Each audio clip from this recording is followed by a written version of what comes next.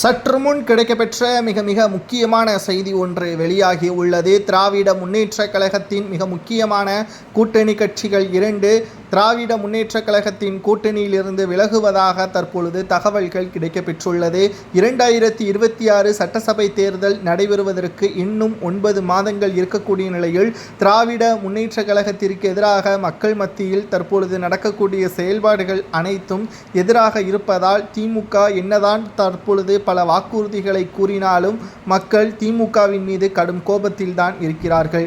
காவல்துறையினரை திமுகவின் தலைவர் தமிழக முதல்வருமான ஸ்டாலின் அவர்கள் தனது கட்டுப்பாட்டில் வைக்க தவறிவிட்டார். குறிப்பாக சிவகங்கை மாவட்டத்தில் ஏற்பட்ட அஜித்குமார் அவர்களது நிலைமை தற்பொழுது வரை சமூக வலைதளங்களில் வைரலாகவே பரவி வருகிறது. விசாரணைக்கு அழைத்து செல்லப்பட்ட நபருக்கு இந்த நிலைமை என்றால் காவல்துறையை எப்படி நம்புவது என்றும், இதை பற்றி கூட்டணி கட்சிகளை மௌனமாக இருப்பது நிச்சயம் அவர்களுக்கும் இது பாதிப்பை ஏற்படுத்தும் என்று கடந்த 2 நாட்களாக சமூக வலைதளங்களில் வைரலாகவே பரவி வருகிறது.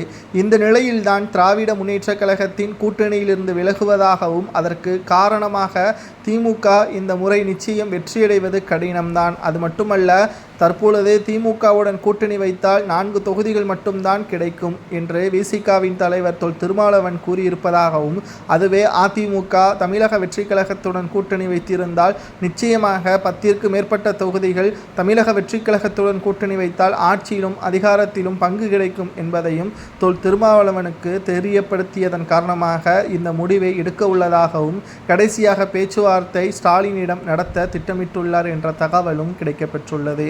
அதேபோல்தான் வைகோ, மதிமுகவின் பொதுச் செயலாளர் வைகோ அவர்களும் இதைத்தான் கூறியுள்ளார். தமிழகத்தில் நடக்கக்கூடிய நிகழ்வுகளை பார்த்தும் பொழுது திமுகவின் கட்டுப்பாட்டில் இருக்கக்கூடிய சில நிர்வாகிகள் தான் காவல்துறையினரை தங்களது கட்டுப்பாட்டில் வைத்திருக்கிறார்கள் என்றும், பாதிக்கப்பட்ட குடும்பத்தினர்களுக்கு என்னதான் நிதி நிவாரணங்களை வழங்கினாலும் அது முழுமையாக ஈடு செய்ய முடியாது. தவறு செய்தவர்களுக்கு உரிய தண்டனை பொதுவெளியில் நடத்தினால் மட்டும்தான் மக்களுக்கு தமிழக அரசின் மீது நம்பிக்கை வரும் என்று தற்பொழுது தகவல்களை நம்மால் உறுதியாக கூற முடியும். 2026 சட்டசபை தேர்தல் என்பது திமுகவிற்கு எதிராகவும், அது மட்டுமல்ல, இதுவரை திமுக கூட்டணியில்தான் ஆட்சியை அமைத்திருக்கிறது. கூட்டணி இல்லாமல் திமுக தனித்து போட்டியிட்டால் நிச்சயம் எதிர்க்கட்சி அந்தஸ்தை கூட இழக்க நேரிடும் என்ற தகவலும் தற்பொழுது கிடைக்கப்பெற்றுள்ளது. உங்களது கருத்துக்களை கூறுங்கள்.